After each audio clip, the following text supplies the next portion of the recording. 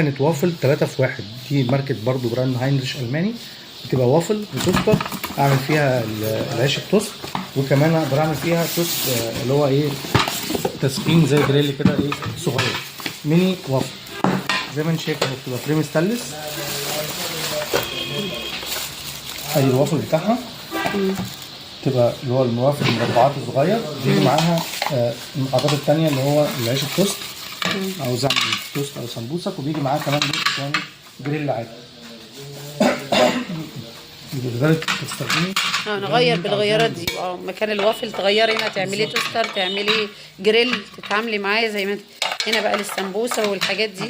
كل ده بيركب هنا كده، بفتح دي وافتح ده كده، واقدر اغير الغيار اللي انا عاوزه بسهوله جدا اهو.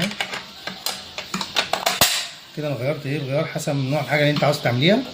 فطبعا ده حاجه محترمه جدا من هاينريش، براند خامته عاليه.